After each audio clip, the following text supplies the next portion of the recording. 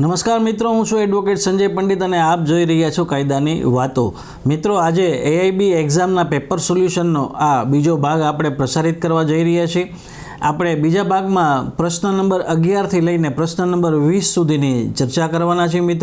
મિત્રો અગાઉ episode number 1માં આપણે પ્રશ્ન 1થી 10ની ચર્ચા કરી, જેમાં હવે તમને સમજાઈ ગયું હશે કે પહેલાં 10 પ્રશ્નમાં તમે કેટલા સાચા પ્રશ્નોના જવાબ લખી આવ્યા છો, તમે કેટલા જવાબ છે એ સાચા લખી આવ્યા છો. હવે આ બીજો એપિસોડ છે, એના ઉપરથી તમને વધુ બીજા 10 પ્રશ્નોમાં તમારા કેટલા જવાબ સાચા છે એનો અંદાજ આવી જશે. મિત્રો, તો વિડીયોના અંત સુધી જોડાયેલા રહેજો. મિત્રો, તો આજે આપણે શરૂ કરવા જઈ રહ્યા છીએ AIB એક્ઝામ પેપર સોલ્યુશન ભાગ 2. મિત્રો, બીજા ભાગમાં જે પહેલો પ્રશ્ન છે 11મો પ્રશ્ન, આપણે 7 જૂન 2026ના રોજ જે AIBની એક્ઝામ લેવાની, એમાં 11મો પ્રશ્ન જે પૂછવામાં આવ્યો હતો, નીચેનામાંથી કયું નિવેદન ટોડ્સના કાયદા અનુસાર એક્સેલ સ્કલ નિયમનું ઉદાહરણ નથી? ઓપ્શન A, કારના પાછળના ભાગમાં થયેલા અકસ્માતમાં છાતીમાં ઉઝરડા પડવાથી એક માણસને હૃદયરોગનો હુમલો થયો અને તેનું મૃત્યુ થયું હતું. ઓપ્શન B, એ હોસ્પિટલમાં એપેન્ડેક્ટોમી કરાવી હતી. સર્જરી યોજના મુજબ ચાલી રહી હોવા છતાં પણ તેણીના પેટમાં દુખાવો જારી રહ્યો હતો. પછીથી જાણવા મળ્યું કે તેણીના પેટમાં સોય અંદર રહી ગઈ હતી, જેને લીધે વધુ સર્જરીઓ અને દુખાવો જારી રહ્યો હતો અને લાંબા સમય સુધી પીડા થઈ હતી. ઓપ્શન C, વર્ગખંડમાં એક છોકરાએ અન્ય છોકરીને લાત મારી હતી. જાણવા મળ્યું કે પીડિતને એક અજાણી માઇક્રોબાયલ સમસ્યા હતી, જેનાથી સમસ્યા થઈ હતી અને પરિણામે તેને સંપૂર્ણપણે તેના પગનો ઉપયોગ ગુમાવી દીધો હતો. ઓપ્શન D, નર્વસ શોકના કિસ્સાઓ આ સિદ્ધાંત સાથે પણ સુસંગત છે. નિયમ એ છે કે જો દાવેદારના સ્થાને રહેલી કોઈ સામાન્ય રીતે મજબૂત ચેતા ધરાવતા વ્યક્તિને નર્વસ શોકથી થતી ઈજા થવાનો વ્યાજબી અંદાજ લગાવવામાં આવે છે, તો પ્રતિવાદી આઘાતની સંપૂર્ણ હદ માટે જવાબદાર હોય છે. તો મિત્રો, આ જે 4 ઓપ્શન છે એમાં જે સાચો જવાબ છે એ છે ઓપ્શન B, એ હોસ્પિટલમાં એપેન્ડેક્ટોમી કરાવી હતી. સર્જરી યોજના મુજબ ચાલી રહી હોવા છતાં પણ તેણીને પેટમાં દુખાવો જારી રહ્યો હતો. પછીથી જાણવા મળ્યું કે તેણીને પેટમાં સોય અંદર રહી ગઈ હતી, જેને લીધે વધુ સર્જરીઓ અને લાંબા સમય સુધી પીડા થઈ હતી. ઓપ્શન B છે એનો સાચો જવાબ છે, કારણ કે લો ઓફ ટોડ્સ છે એ અનુસાર એક્સેલ સ્કલનું જે નિયમનું ઉદાહરણ છે, એમાં જે વ્યક્તિ છે એની જે સારવાર થઈ હોય એની પહેલાંની સ્થિતિ માટે પણ એ છે ડૉક્ટર હોય છે, જવાબદાર હોય છે. મેડિકલ નેગ્લિજન્સનું આ ઉદાહરણ છે. મિત્રો, એના પછીનો 12મો પ્રશ્ન છે, નીચેના પ્રશ્નોમાં 2 નિવેદનો સામેલ છે. એક વિધાન A અને અન્યને કારણ R તરીકે લેબલ આપવામાં આવ્યું છે. તમે આ બંને નિવેદનો ધ્યાનપૂર્વક નિરીક્ષણ કરશો અને નિર્ણય લો કે વિધાન A અને કારણ R અલગ અલગ રીતે સાચા છે કે કેમ, અને જો આમ હોય તો શું કારણ R વિધાન Aની સાચી સમજૂતી છે? હવે વિધાન A, જો પ્રતિવાદી અદાલતને ખાતરી આપે કે જ્યારે મુકદ્દમો સુનાવણી માટે બોલાવવામાં આવ્યો હતો ત્યારે તેમને પર્યાપ્ત કારણસર હાજર રહેવાથી અટકાવવામાં આવ્યા હતા, ત્યારે એક પક્ષીય હુકમનામું રદ કરવામાં આવી શકે છે. પછી કારણ છે R. પહેલું અત્યારે મેં જે વાંચ્યું વિધાન છે, હવે એનું કારણ. સિવિલ પ્રક્રિયા સંહિતા 1908ના ઓર્ડર 6 નિયમ 13 હેઠળ અદાલત સંતુષ્ટ થવી જોઈએ કે સમન યોગ્ય રીતે બજાવવામાં આવ્યું ન હતું, અથવા જ્યારે મુકદ્દમો સુનાવણી માટે બોલાવવામાં આવ્યો હતો ત્યારે પ્રતિવાદીને પૂરતા કારણોસર હાજર થવાથી અટકાવવામાં આવ્યા હતા. તમારા ઉત્તરને નીચે પ્રમાણે ચિહ્નિત કરો. ઓપ્શન A, બંને A અને R સાચા છે, પરંતુ R Aની સાચી સમજૂતી નથી. ઓપ્શન B, A સાચું છે પરંતુ R ખોટું છે. ઓપ્શન C, A ખોટું છે પરંતુ R સાચું છે. ઓપ્શન D, બંને A અને R સાચા છે અને R Aની સાચી સમજૂતી છે. મિત્રો, આમાં જે ઓપ્શન D છે એ સાચો જવાબ છે. જે મિત્રોએ ઓપ્શન Dને ટીક કર્યો છે એનો આ જવાબ છે એ સાચો છે. મિત્રો, આ જે એક્સ પાર્ટી હુકમનામા સિવિલ કોર્ટમાં થતા હોય છે એને લગતું આ વિધાન અને કારણ છે એ દર્શાવવામાં આવ્યું છે. એના પછીનો 13મો પ્રશ્ન છે, ફોજદારી પ્રક્રિયા સંહિતા CRPC 1973ની કઈ જોગવાઈ નિર્ધારિત કરે છે કે પોલીસ અધિકારીએ વોરંટ વિના ધરપકડ કરેલી વ્યક્તિને 24 કલાકની મહત્તમ અવધિની અંદર મેજિસ્ટ્રેટની સમક્ષ રજૂ કરવી જોઈએ. અહીંયા મિત્રો આ પ્રશ્નો ખાસ ધ્યાનથી વાંચવો જોઈએ કે આ જે પ્રશ્ન છે એ ક્રિમિનલ પ્રોસિજર કોડને રિલેટેડ છે, ભારતીય નાગરિક સુરક્ષા સંહિતાને રિલેટેડ નથી. એટલે તમારો જવાબ છે એ CRPCને અનુસંધાને હોવો જોઈએ. અને આ એક એટલો કોમન પ્રશ્ન છે કે દરેક વકીલ મિત્રએ આ તો ખાસ યાદ રાખવું જ જોઈએ કે CRPCની એવી કઈ કલમ છે કે જેમાં 24 કલાકની અંદર જે આરોપી કે જે અટક કરવામાં જેની આવી હોય છે એને મેજિસ્ટ્રેટ સમક્ષ રજૂ કરવાનું હોય છે. એમાં પહેલું ઓપ્શન છે section 57, option B section 164, option C section 51, option D section 41. તો મિત્રો આમાં સાચો જવાબ છે સેક્શન 57. એટલે જે કલમ 57 છે એમાં આ જોગવાઈ કરવામાં આવી છે કે કોઈ પણ અટક જે આરોપીની કરવામાં આવી હોય પોલીસ દ્વારા એને 24 કલાકની અંદર મેજિસ્ટ્રેટ સમક્ષ રજૂ કરવો મેન્ડેટરી ફરજિયાત છે. ત્યારબાદનો 14મો પ્રશ્ન આપણે જોઈએ, રાજ્ય સરકાર ઔદ્યોગિક પાર્ક માટે અનુસૂચિત જનજાતિ STની 50 એકર જમીનનું હસ્તાંતરણ કરવાની યોજના બનાવે છે. લાગુ થવા પાત્ર કાયદા હેઠળ નીચેના પગલાં પ્રસ્તાવિત છે. પહેલું પ્રારંભિક નોટિફિકેશન, બીજું સોશિયલ ઇમ્પેક્ટ એસેસમેન્ટ SIA, ત્રીજું ગ્રામસભા પરામર્શ સમિતિ, ચોથું અંતિમ નોટિફિકેશન. નીચેમાંથી કયું નિવેદન સાચું છે? હવે તમારે 4 ઓપ્શન એમાં આપવામાં આવ્યા છે. ઓપ્શન એ અંતિમ નોટિફિકેશન માત્ર માલિકની સંમતિ સાથે ગ્રામસભા વિના જારી કરી શકાય છે. ઓપ્શન બી અંતિમ નોટિફિકેશન SIA પહેલાં પરંતુ પ્રારંભિક નોટિફિકેશન પછી આવી શકે છે. ઓપ્શન સી ગ્રામસભા માત્ર સલાહકાર છે, જાહેર પ્રોજેક્ટ માટે સંમતિની જરૂર હોતી નથી. ઓપ્શન ડી SIA અને ગ્રામસભા પરામર્શ સમિતિ ST જમીન માટે ફરજિયાત છે, હસ્તાંતરણ સંમતિ વિના આગળ વધી શકે નહીં. તો મિત્રો આમાં જે જવાબ છે એ ઓપ્શન ડી છે એ સાચો જવાબ છે કે શેડ્યુલ ટ્રાઇબની જે જમીનો હોય છે એની જો એક્વાયર કરવાની હોય તો એમાં SIA એટલે કે સોશિયલ ઇમ્પેક્ટ એસેસમેન્ટ અને ગ્રામસભા જે પરામર્શ સમિતિ હોય છે એની કન્સેન્ટ કે એની મંજૂરી લેવી ફરજિયાત હોય છે, એની સંમતિ લેવી ફરજિયાત હોય છે. એના વગર આ હસ્તાંતરણની પ્રક્રિયા છે એ આગળ વધી શકતી નથી. મિત્રો એના પછીનો પ્રશ્ન છે 15મો, જાહેર હિતની અરજી PIL શબ્દનો ઉપયોગ સૌ પ્રથમ વખત કોના દ્વારા કરવામાં આવ્યો હતો? એમાં ઓપ્શન છે ન્યાયાધીશ PN ભગવતી, ઓપ્શન બી ન્યાયાધીશ VR Krishna Iyer, option C professor Abraham Chayes, option D professor Upendra Baxi. તો મિત્રો અહીંયા આ પ્રશ્ન છે એમાં ઘણા બધા મિત્રો છે એ ન્યાયાધીશ PN ભગવતી અથવા તો પ્રોફેસર ઉપેન્દ્ર બક્ષીમાં ટીક મારીને આવતા હોય છે. તો અહીંયા તમારે આ પ્રશ્નને ખાસ સમજવાની જરૂર છે. જો તમે આ બેમાંથી કોઈ પણ એક ટીક મારી હશે તો તમારો જવાબ છે એ ખોટો પડશે. મિત્રો આનો સાચો જવાબ છે એ ઓપ્શન સી છે પ્રોફેસર અબ્રાહમ ચાયેસ. એનું કારણ એ છે કે આ પ્રશ્ન છે એમાં ખાસ એવું પૂછ્યું છે કે PIL શબ્દનો સૌપ્રથમ ઉપયોગ કોણે કર્યો હતો. ઘણા વિદ્યાર્થીઓ અહીં ભારતના જસ્ટિસ PN ભગવતી અથવા તો પ્રોફેસર ઉપેન્દ્ર બક્ષી સમજીને ટીક કરી આવતા હોય છે મિત્રો. પરંતુ જો પ્રશ્ન એવો પૂછવામાં આવ્યો હોત કે ભારતમાં PILના જનક કોણ છે તો તમારો જવાબ છે એ ઓપ્શન એ આવત PN ભગવતી.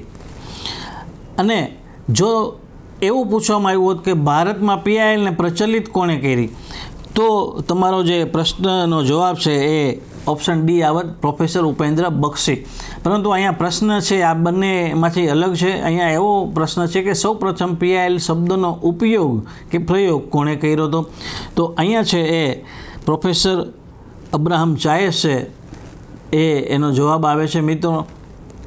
કારણ કે અહીં એ યાદ રાખવા જેવું છે કે PILને લોકપ્રિય બનાવવામાં પ્રોફેસર ઉપેન્દ્ર બક્ષીનો મોટો હાથ છે અને તેમણે SAL એટલે કે સોશિયલ એક્શન લિટિગેશન કહ્યું હતું, જ્યારે વૈશ્વિક સ્તરે એકેડેમિક કાયદામાં આ ટર્મનો શ્રેય પ્રોફેસર અબ્રાહમ ચેસને જાય છે. એટલે AIBની જે ઓફિશિયલ કી મુજબ સાચો અને સેફ જવાબ છે એ પ્રોફેસર અબ્રાહમ ચાયેસ બનશે મિત્રો. એટલે આ પ્રશ્નમાં આ ખાસ એક અટપટું હતું, કારણ કે જો તમે આમાં થોડુંક પણ ગોથું ખાઈ ગયા તો જવાબ છે ખોટો પડવાની શક્યતા છે મિત્રો.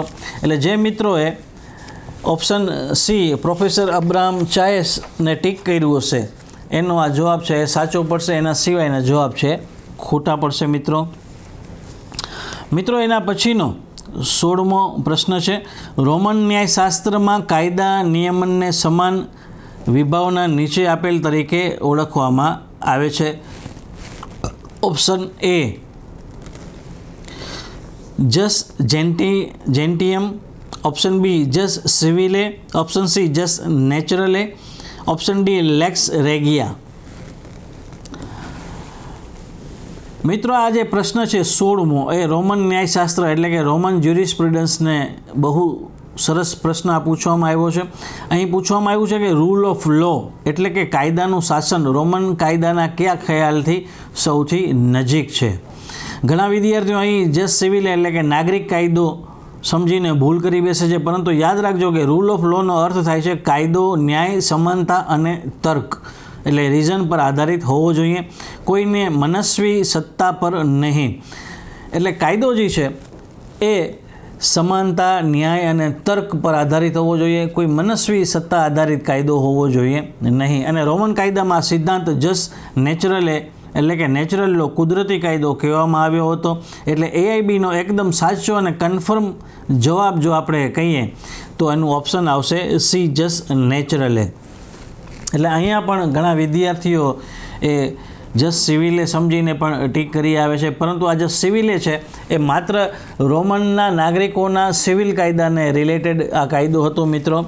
અને લેક્સ રેગિયા છે એ સમ્રાટોને જેને કહેવાય કે ખૂબ જ એક્સ્ટ્રા ઓર્ડિનરી પાવર્સ આપતો તો કોઈ પણ નિયમો કે કોઈ પણ કાયદો ઘડવાનો, જે રૂલ ઓફ લો છે આખો વિરુદ્ધ જાય છે. તો મિત્રો એના પછીનો આપણે 17મો પ્રશ્ન જોઈએ. નીચેના પ્રશ્નોમાં 2 નિવેદન સામેલ છે. એકને વિધાન A અને અન્યને કારણ R તરીકે લેબલ આપવામાં આવ્યું છે. તમે આ બંને નિવેદનો ધ્યાનપૂર્વક નિરીક્ષણ કરશો અને નિર્ણય લો કે વિધાન A અને કારણ R અલગ અલગ રીતે સાચા છે કે કેમ, અને જો આમ હોય તો શું કારણ R વિધાન A ની સાચી સમજૂતી છે. વિધાન A, ગોપનીયતા અધિકારને ભારતના બંધારણ આર્ટિકલ 21ના એક સંકલિત ભાગ તરીકે ન્યાયિક રીતે માન્યતા આપવામાં આવી છે. કારણ R, ભારતના બંધારણના ભાગ 3માં ગોપનીયતાને એક અલગ મૂળભૂત અધિકાર તરીકે સ્પષ્ટપણે ગણવામાં આવ્યો છે. ભારતના બંધારણ અને ન્યાયાધીશ KS પુટ્ટસ્વામી વિરુદ્ધ ભારતીય સંઘ 2017-10 SCC 1ના નિર્ણયના સંદર્ભમાં નીચેમાંથી કયો વિકલ્પ સાચો છે. મિત્રો આજે જસ્ટિસ KS પુટ્ટસ્વામી વિરુદ્ધ યુનિયન ઓફ ઇન્ડિયા આજે ચુકાદો આવ્યો સુપ્રીમ કોર્ટનો, આ ચુકાદાથી જે પ્રાઇવસીને ફંડામેન્ટલ રાઇટ તરીકે ઓળખ આપવામાં આવીને ફંડામેન્ટલ રાઇટ તરીકે એને નિર્ધારિત કરવામાં આવ્યો છે, પ્રિન્સિપલ લેડ ડાઉન કરવામાં આવ્યો છે. આમાં ઓપ્શન A છે એ સાચું છે પરંતુ R ખોટું છે. ઓપ્શન બી છે બંને A અને R સાચા છે અને R એની સાચી સમજૂતી નથી. ઓપ્શન સી A ખોટું છે પરંતુ R સાચું છે. ઓપ્શન ડી બંને A અને R સાચા છે પરંતુ R એની સાચી સમજૂતી નથી. મિત્રો અહીંયા જે પ્રશ્નનો સાચો જવાબ છે એ ઓપ્શન A એ સાચું છે પરંતુ R ખોટું છે. એટલે ગોપનીયતાના અધિકારને ભારતના બંધારણ આર્ટિકલ 21ના એક સંકલિત ભાગ તરીકે ન્યાયિક રીતે અધિકાર તરીકે સ્પષ્ટ ન્યાયિક રીતે માન્યતા આપવામાં આવી છે.